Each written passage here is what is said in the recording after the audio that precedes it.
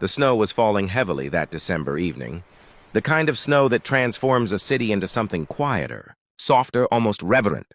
The streetlights cast a warm glow through the swirling flakes, and the buildings along Madison Avenue looked like something from an old Christmas card, their windows golden with light against the deepening twilight.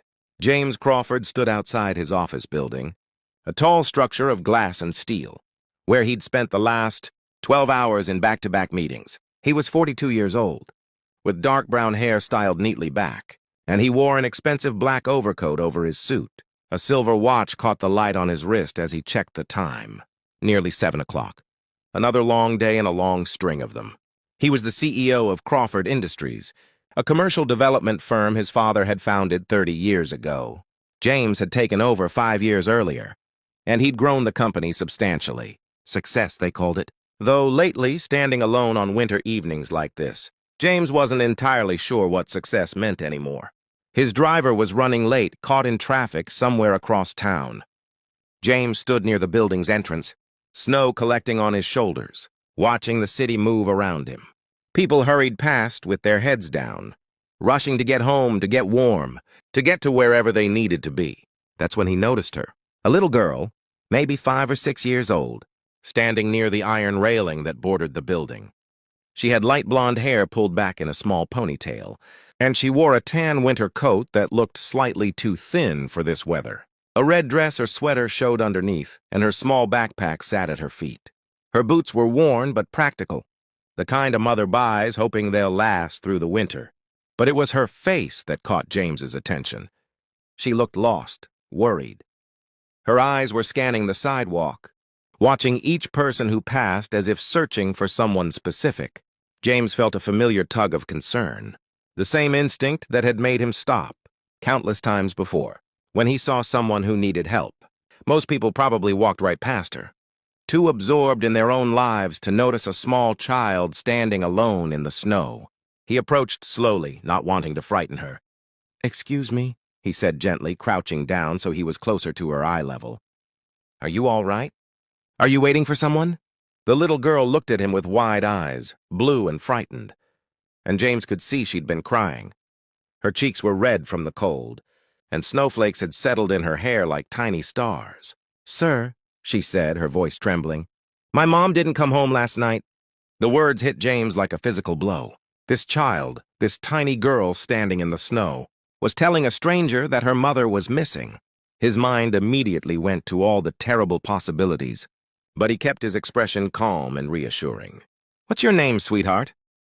he asked softly. "Lucy. Lucy Chen." "Hi, Lucy, I'm James. Can you tell me what happened?" "Where do you live?" Lucy's lower lip trembled. "We live on Maple Street, the apartment with the blue door. Mommy usually comes home from work by dinner time, but she didn't come home last night. Mrs. Peterson, our neighbor, she watched me and gave me breakfast. But she had to go to work today, so she told me to go to school. But I'm scared. What if something bad happened to Mommy?" James felt his chest tighten. This child had been alone, worried sick about her mother, and she'd still gone to school because that's what she'd been told to do. The trust and vulnerability in that simple act was heartbreaking. "Lucy, did Mrs. Peterson call the police? Or try to find out where your mom is?" "I don't know. She said Mommy probably just had to work late and forgot to call. But Mommy always calls. Always. Even when she has to work late. She always tells me." James pulled out his phone. "Lucy, I'm going to help you find your mom, okay? But first, we need to make sure you're safe and warm. It's very cold out here. Where were you planning to go right now?" "I was going to walk home, to see if Mommy was there. But I'm not sure I remember all the way. We just moved here 2 months ago." The thought of this little girl trying to navigate the city alone in a snowstorm, searching for her missing mother, was more than James could bear. He made a decision. "Lucy, I want to help you. Would it be okay if I came with you? We can go to your apartment together and see if your mom is there. And if she's not, we'll figure out where she is. Does that sound all right?" Lucy studied his face for a long moment, and James could see her weighing her options. Stranger danger versus the desperate need for help. Finally, she nodded. "Okay, but you seem nice. You have kind eyes. Mommy says you can tell if someone is kind by their eyes." "Your mommy sounds like a smart woman." "Come on, let's get you somewhere warm." James texted his driver to cancel, then gently took Lucy's hand. It was so small in his and so cold even through her mittens. He led her down the sidewalk, and she directed him toward Maple Street, which was about 8 blocks away. As they walked through the falling snow, James asked gentle questions, trying to piece together what had happened while also keeping Lucy's mind occupied. "Tell me about your mom, Lucy. What's her name?" "Grace. Grace Chen. She works at the hospital." "She's a nurse. She helps people get better when they're sick or hurt. That's a very important job." "She must be very caring." "She is. She's the best mommy in the whole world. She reads me stories every night, and she makes the best pancakes, and she always knows how to make me feel better when I'm sad." James felt a lump forming in his throat. "She sounds wonderful." "And what about your dad? Is he at home?" Lucy shook her head. "Daddy died when I was a baby. I don't remember him. Mommy says he was very brave. He was a firefighter." Of course he was, James thought. This family had already endured so much, and now the mother was missing. Life could be unbearably cruel sometimes. They walked in silence for a moment, and James noticed how Lucy kept glancing at the people they passed, still searching every face for her mother. The hope and fear in her expression was almost too much to witness. "Lucy," James said gently, "when was the last time you saw your mom?" "Yesterday morning, before school. She kissed me goodbye and said she'd see me after work. She was working the day shift, so she was supposed to be home by dinner. But she never came." "And Mrs. Peterson, the neighbor who watched you, she didn't seem worried?" "She said grown-ups sometimes have things come up. That mommy probably just got busy. But I know mommy wouldn't forget about me." "Something must be wrong."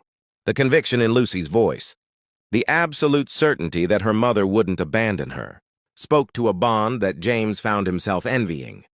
His own childhood had been comfortable but cold. His parents more interested in building their business than building relationships with their only son. They turned onto Maple Street, a row of older apartment buildings with fire escapes climbing their facades. Lucy led him to a building halfway down the block, painted a faded yellow with a blue door at the entrance, just as she'd described. "This is it," Lucy said, her voice smaller now, as if she was afraid of what they might find. Or not find. James held the door as they climbed the stairs to the second floor. Lucy stopped at apartment 2B and reached into her backpack, pulling out a key on a string that she wore around her neck. "Mommy gave me this for emergencies," she explained. "She said I should never go into the apartment alone if she's not home. But this is an emergency, right?" "Yes, sweetheart. This is definitely an emergency." Lucy unlocked the door and they stepped inside. The apartment was small but tidy, with furniture that had clearly been chosen for function rather than style. But there were touches everywhere that spoke of love. Drawings taped to the refrigerator, a vase of fresh flowers on the kitchen table, photographs on every available surface showing a beautiful Asian woman with a bright smile holding a little girl at various ages. Grace Chen, James presumed. Lucy's mother. "Mommy?" Lucy called out, her voice echoing in the empty apartment. "Mommy, are you home?" Silence. The apartment had that particular stillness of a place where no one had been for hours. Lucy's face crumpled. "She's not here." "Where is she?" "Where's my mommy?" James knelt down and pulled the little girl into a gentle hug as she began to cry. "It's okay, Lucy. We're going to find her. I promise. But first, let me make some phone calls, all right?" He stood and pulled out his phone, first calling the local hospitals. He explained the situation, describing Grace Chen, a nurse who should have come home from work the previous evening. The first 2 hospitals had no record of her as a patient. The third hospital, City General, put him on hold for several minutes. Lucy sat on the couch, clutching a stuffed rabbit, watching James with frightened eyes. Finally, the hospital administrator came back on the line. "Mr. Crawford, I do have some information. Grace Chen is one of our nurses. She came in for her shift yesterday morning, but she collapsed during her lunch break. She'd been running a high fever and was severely dehydrated. She's been admitted as a patient.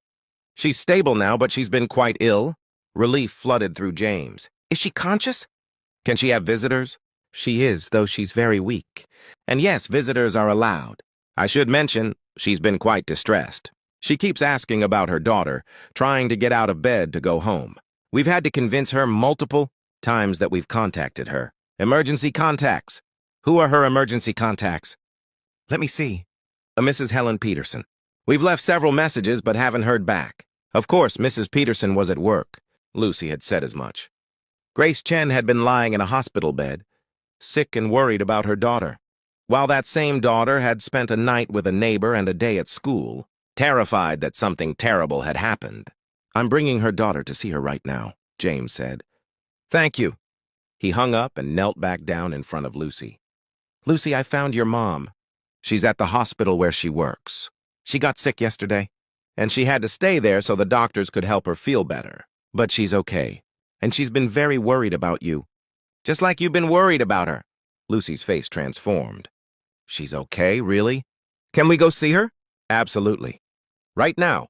James called for a car service, and within 10 minutes, they were in the back of a warm sedan, driving through the snowy streets toward City General Hospital. Lucy sat pressed against the window, her stuffed rabbit clutched to her chest, practically vibrating with anticipation. Is Mommy really okay? She asked for the third time. She really is. She's just been sick, so she'll probably look tired. But she's getting better. I should have known she was at the hospital. I should have thought of that. Lucy, you're 6 years old. You're not supposed to have to figure these things out on your own. That's what grown-ups are for. She looked at him seriously. Are you a good grown-up? The question, asked with such innocent directness, made James pause. Was he a good grown-up? He ran a successful company. He made a lot of money. He attended charity events and wrote checks to worthy causes. But when was the last time he'd actually stopped to help someone the way he was helping Lucy tonight? I'm trying to be, he said honestly. Lucy seemed satisfied with that answer. She reached over and took his hand. And James felt something crack open in his chest, some wall he'd built that he hadn't even known was there. They arrived at the hospital, and James led Lucy through the maze of corridors to the room number he'd been given. Grace Chen was in a semi-private room, though the other bed was empty. She lay against white pillows, her face pale and drawn, an IV in her arm. But when she saw Lucy in the doorway, her entire being seemed to light up from within. Lucy! Oh my God, Lucy! Mommy! Lucy ran to the bed and James had to help her climb up safely. Grace wrapped her arms around her daughter, tears streaming down her face, and Lucy was crying too. And James found himself having to look away because the rawness of their reunion was almost too intimate to witness. Baby, I'm so sorry, Grace was saying. I'm so sorry I couldn't call you. I tried, but I was so sick, and I passed out. And when I woke up, I was here, and they said they called Mrs. Peterson, but I didn't know if you knew where I was. It's okay, Mommy, I was scared, but Mr. James helped me. He found you. Grace looked up then, noticing James for the first time. Their eyes met, and James saw confusion, gratitude, and a mother's protective instinct all warring in her expression. Who are you? She asked, her arm tightening around Lucy. James stepped forward. James Crawford. I found Lucy outside my office building about an hour ago. She told me you hadn't come home, and I couldn't just leave her there. I hope that was the right thing to do. Grace's eyes filled with fresh tears. You helped her? You brought her here? Anyone would have done the same. No, Grace said firmly. They wouldn't have. Most people would have walked right past, or maybe called the police and kept moving. You stopped. You helped her. She pulled Lucy closer. Thank you. I don't know how to thank you enough. James shook his head.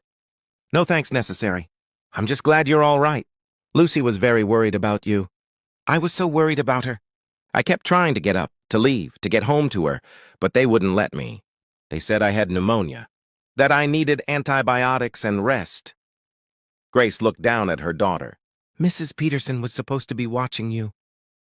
She did watch me last night, Lucy explained. But she had to go to work today, so she told me to go to school. I went to school, but I was so scared.